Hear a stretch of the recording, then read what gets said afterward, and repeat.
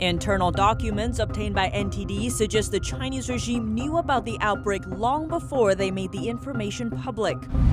Chinese authorities lifted the lockdown on Wuhan today, but experts and locals worry that many cases are asymptomatic and not reported, which could trigger another outbreak. The Chinese Communist Party first accused the U.S., then Italy, for the origin of the CCP virus.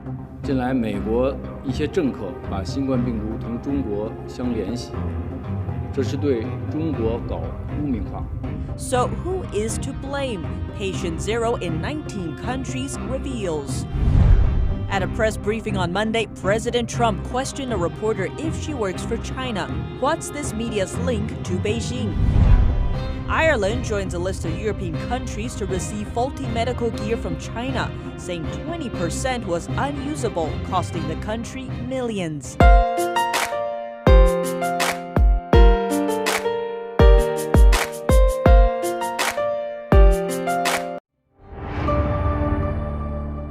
Welcome to China in Focus. I'm Tiffany Meyer. Documents from a Wuhan CDC obtained by NTD appear to show the regime was worried about fever patients at least 8 days before human-to-human transmission was made public. Checking for fever is the most common way to quickly screen patients for CCP virus. The January 12th report shows the CDC asking all hospitals and medical centers in the district to record how many fever patients visited them. A former Chinese doctor tells us this is an unusual request and only happens when there is suspicion of a contagious disease in the area. The first column is a list of hospitals and medical centers. The second column is the total number of patients seen that day. The third column shows how many patients had a fever. In 5 health centers, all patients had a fever. In one hospital, almost half of the patients had a fever. Chinese authorities announced human-to-human transmission on January 20th. That's 8 days after the date on the internal report. A February 8th document from the same district appears to show that not all CCP virus deaths were counted in official figures. The document lists all designated CCP virus patient hospitals in Wuhan. But the list only includes 2 of the 22 medical centers listed in the previous report. But the medical centers that were not included had CCP virus deaths. A third document shows there were at least 8 deaths. These 8 deaths were not counted in the official figure since they were not from designated medical centers. This is just a snippet of information because we don't have all the internal papers. Wuhan is set to lift its lockdown on April 8th, but experts estimate that area currently has at least 10,000 to 20,000 asymptomatic people. The Chinese regime does not count asymptomatic patients, those who are infected but show no symptoms, as confirmed cases. The chief expert at Wuhan University's Department of Respiratory and Critical Care Medicine says asymptomatic patients are 0.15% to 0.3% of Wuhan's total population. That would mean around 10,000 to 20,000 people. The number of asymptomatic patients in other countries look to be much higher, leading many to question if Chinese authorities again are covering up the real figure. In Italy, 60 people went to donate blood in a small town in northern Italy. Out of these 60, 40 tested positive for the virus. None of these people had symptoms and all thought they were fine and had been going about their lives as normal before then. They are all now in self-isolation. We previously reported that a lawyer in China has been exposed to a disciplinary punishment by a society of lawyers because she posted an article on Weixin about the long waiting lines at a funeral house in Wuhan. She wrote in the article, "I hope that all people who committed malpractices in this epidemic will be brought to justice as soon as possible and get the punishment they deserve." Now we have the decision of the Lawyer Society from April 3rd. The wording is very similar to the warning to Dr. Li Wenliang, whistleblower of the epidemic, who was silenced by Chinese authorities and later died from the virus. Dr. Li was accused of spreading untrue information and disturbing the order of society severely. This lawyer was accused of making known of unproven phenomena, publishing inappropriate speech, and spreading and provoking dissatisfaction with the government. A netizen wrote, "Under the reign of terror, everyone loses freedom of speech." In Latin America, Brazil is the country hardest hit by the virus, with over 12,000 infections and over 500 dead. A Brazilian minister wrote on Twitter on Saturday, the new virus might help China dominate the world. He wrote, from a geopolitical perspective, who will become stronger from the global crisis? Adding China is the source of the virus outbreak. The tweet has since been deleted. China's ambassador to Brazil responded on Monday, demanding an apology. And in southern China, residents fearing for their lives, and some areas on lockdown again. NTD Xiwen-rong has more. A video has been circulating online showing what appears to be a village in southern China, with its shops and schools closed due to an outbreak. On April 4th, the Chinese regime's National Health Commission claimed that Guangdong province confirmed new cases, but said the virus was imported from elsewhere. A netizen commented, it said the outbreak is more serious than Wuhan, adding, but the authorities are ready to put the blame to the Africans who've just arrived in Guangzhou. A local business owner told us that since April 4th, they've started to close down some areas in Guangzhou City again because of an outbreak. The interviewee's voice has been distorted to protect his identity. I've been closed for 2 months. Now I'm finally open again, and this happened. The roads aren't open, and the roadside snack bars aren't allowed to open. Mr. Zhou said a couple who own a restaurant were diagnosed with the CCP virus after they showed symptoms.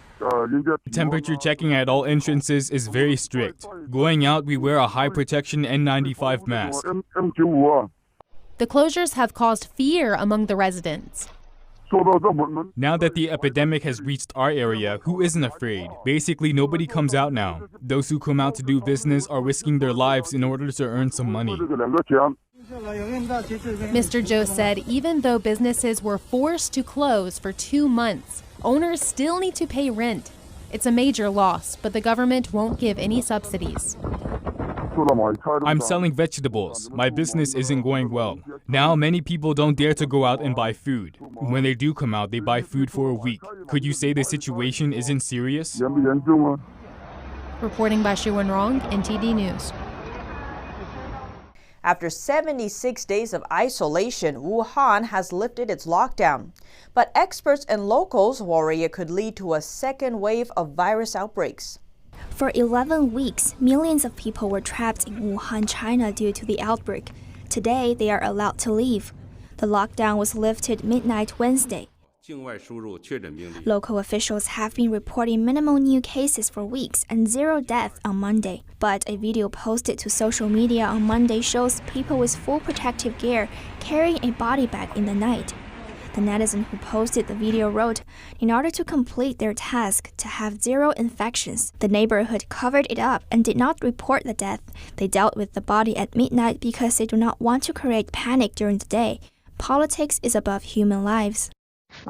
In a WeChat voice message posted online, a person said in Wuhan dialect that her friend works as a volunteer for a medical team supporting Wuhan.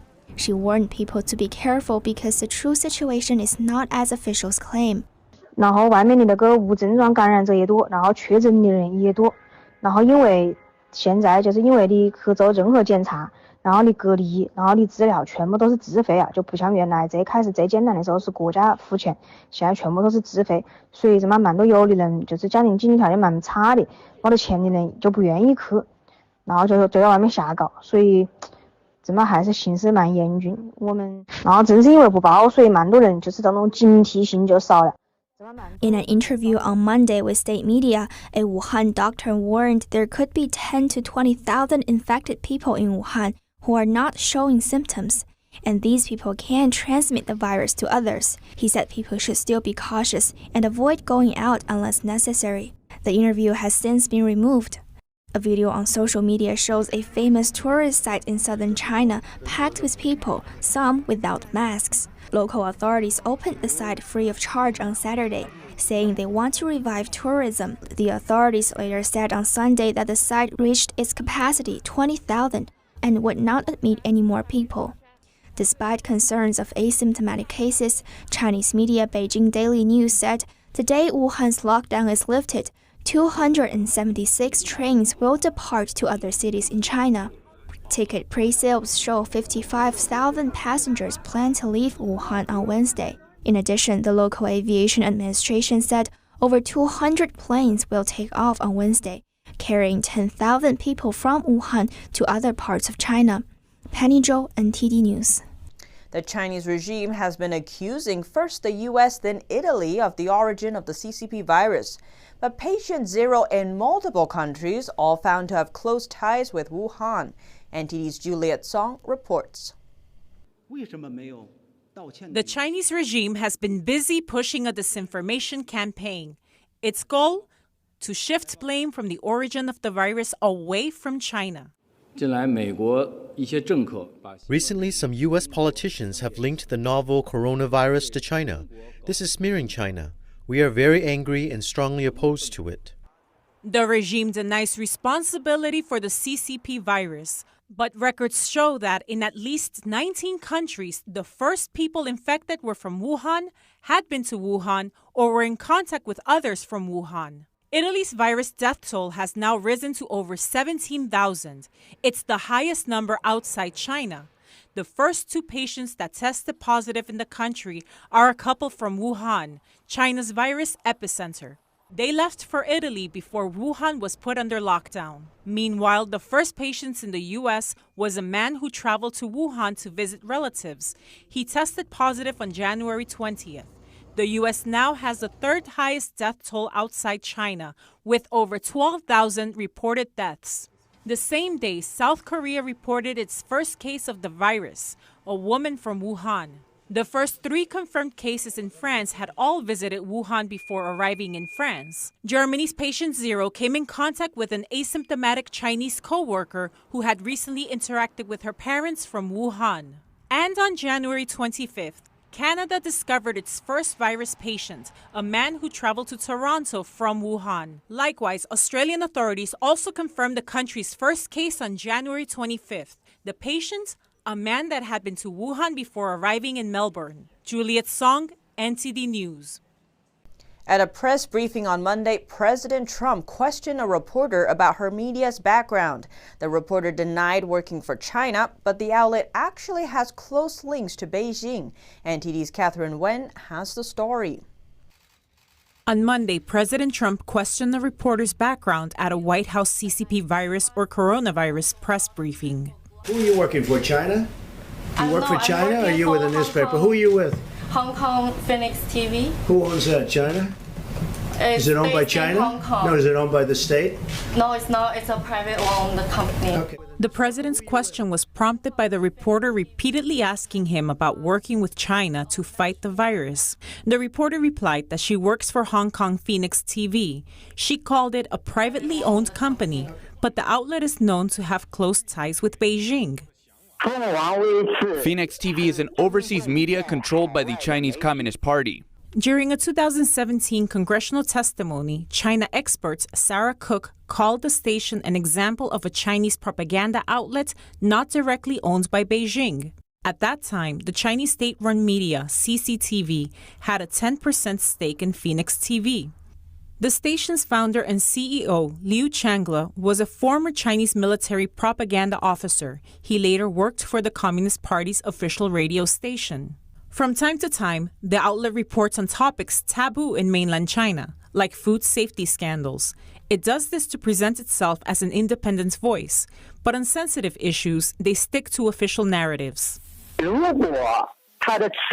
If Beijing is not happy with some of its content, the Foreign Propaganda Department or the Foreign Ministry will take it to the higher ups in the company. Then the piece of news will need to be taken down. I personally ran into situations like this. The station's narrative also remains the same when reporting on the pandemic, keeping in line with the Chinese state-run media's criticism of the U.S. response. Last week, Phoenix TV wrote on Twitter that, in response to U.S. officials accusing China of concealing information, Chinese Foreign Affairs spokesperson Hua Chunying criticized some U.S. officials, saying they seemed anxious to deflect blame. She also called their actions shameless and immoral. Access to White House press briefings is controlled by an independent journalist group. On Tuesday, many questioned the group about granting access to a media with close link to Beijing. The organization hasn't publicly responded. Catherine Wen, NTD News. And Ireland received a shipment of medical equipment from China, of which a lot of it were not usable. They are certainly not the first European country that wasn't happy with the shipments they received from China. Last weekend, Ireland received a consignment of personal protective equipment. 20% of the items were unusable in treating the CCP virus because they didn't meet Irish Health Service requirements. Another 15% were deemed acceptable for use, but only if a preferred product is not available. This category alone is worth over $4 million. The Health Service said they don't want any further deliveries of this kit as part of their ongoing order. The UK revealed on Monday it had received 17.5 million test kits from China that were unreliable when used for patients who aren't severely ill. Professor John Bell, coordinator of coronavirus testing for Public Health England, said they see lots of false negatives and false positives when screening patients with the Chinese test kits. Before this, the Czech Republic had said up to 80% of the 150,000 virus test kits they had bought from China were faulty. The Trump administration and the Department of Homeland Security in the fight against the CCP virus, officials and various agencies across the U.S. working to bring things under control. The most recent effort, a new deal with mask maker 3M. President Trump on Monday announced the White House has reached an agreement with manufacturing giant 3M for the delivery of an additional 55.5 million high-quality face masks each month. The deal comes after President Trump invoked the Defense Production Act. Not happy with the amount of N95 masks the company was delivering from the American factory stationed in China, posting in a tweet, "We hit 3M hard today after seeing what they were doing with their masks," referring to reports that they were exporting many of their masks to other countries. In addition to the deal with 3M, FEMA has committed to spend nearly $4.1 billion on its virus response, the Federal Emergency Management Agency, flying in medical supplies from across the world. Last week alone, millions of gloves, masks, and gowns were brought into the U.S. Over 10 flights and 23 more are scheduled through April 18th. Hospitals, healthcare facilities, and nursing homes have first priority. And last week, FEMA sent ventilators from the national stockpile to the hardest-hit states needing it: Michigan, New Jersey, Illinois, Connecticut, and Louisiana, while Customs and Border Protection works to keep critical trade going. Since the end of January, U.S. has brought home over 43,000 American citizens. For those at sea, the U.S. Coast Guard has brought in 1,200 passengers from cruise ships. Beware of false claims from businesses that might be trying to profit off the pandemic. That's the message from LA officials who say one China-based company posed a continuing threat to members of the public with their home test kits. That company agreed to settle outside court with the city on Friday. Officials in Los Angeles say the city is settling a lawsuit against a Chinese company that sold fake home test kits to screen for the new virus. Yacon Genomics advertised its one-step kit for $39, saying it would take just 15 minutes to use, even claiming it was FDA approved. LA City Attorney Mike Fewer, however, says the FDA has not approved any home test kits for the virus. The Chinese-based company agreed to a settlement on Friday. It has to stop advertising and selling test kits and refund anyone who's already bought them. Fewer says several companies have been trying to profit off the new virus. One company selling vitamins online, saying they can prevent people from getting the virus. Or Norwegian Cruise Lines, whose employees told customers that traveling to warmer climates was a safer way to travel and might not endanger them. President Trump asking Congress today to authorize an extra $250 billion in relief funds for small businesses struggling amid the outbreak. Senate Majority Leader Mitch McConnell hopes to approve the funding in the Senate on Thursday. The president asking Congress on Tuesday to provide an additional $250 billion in relief funds to small businesses hit hard by the pandemic. The funds would add to the $349 billion in forgivable loans to small businesses as part of the historic $2.3 trillion stimulus package. President Trump saying the increase is necessary to make sure the funds don't run out. And by the way, we're going to be going for It looks like a very substantial increase in the number because we'll be running out of money pretty quickly, which is a good thing in this case, not a bad thing. Small businesses, independent contractors, people who are self-employed, and charities are all eligible if they meet the program's requirements. Over half of the U.S. workforce is employed by small businesses. My administration will continue to take the boldest action in history to bring immediate relief to the small businesses. So when we open up in a hopefully very short period of time, we're back into business. That's what. On March 27th, the president signed the CARES Act, which includes the Paycheck Protection Program, primarily designed to keep employees on the payroll throughout the crisis. The U.S. Small Business Administration, SBA, will forgive the loans if employees are kept on the payroll for 8 weeks. The money can also be used for costs like rent and utilities. As of today, SBA has processed over $70 billion in guaranteed loans, which is far greater than we would have ever thought at this time, I think, Steve. I don't think we ever had any number like that in mind. Senate Majority Leader Mitch McConnell saying he will work with Treasury Secretary Mnuchin and Senate Minority Leader Charles Schumer in hopes of approving the funding in the Senate on Thursday. And an update on the hardest hit state in the U.S. New York saw its biggest jump in virus death, but signs of a plateau has the state thinking about how to restart the economy. NTD's Miguel Moreno has more. Optimism in New York on Tuesday with virus hospitalization rates going down. The governor said he sees signs of a plateau. This is the 3-day hospitalization rate. We tend not to look at any one day. Day to day, it's up somewhat, but if you look at the 3-day average, it's moving down.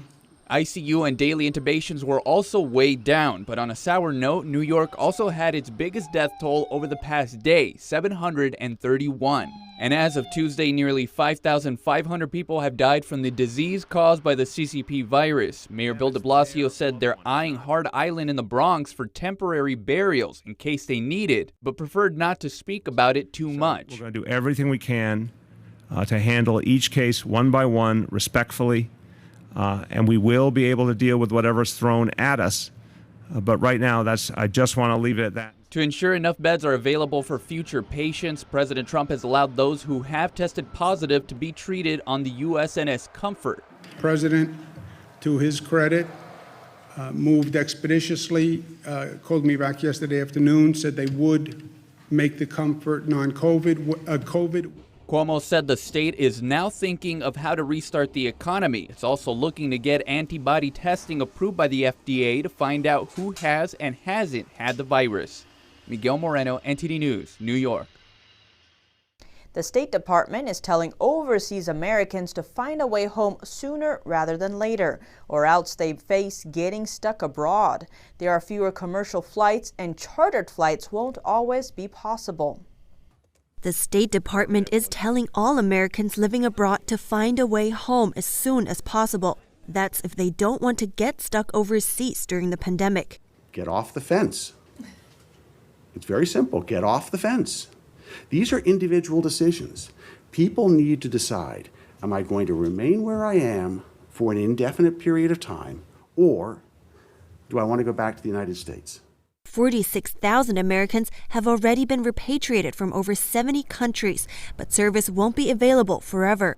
If someone decides to wait it out for a week or two before deciding, they might find that decision has been made. But the department isn't just helping Americans. It's also committing $225 million to bolster foreign health systems and support laboratories. That's on top of the roughly $274 million in funding we've already deployed to 64 countries across the globe.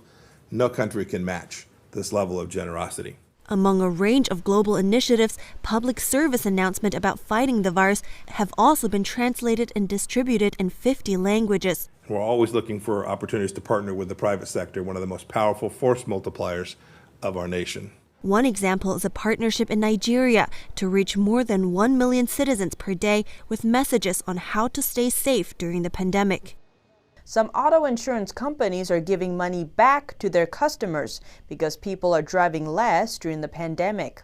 Allstate says it will refund about 15% of premiums paid by customers in April and May for a total of $600 million.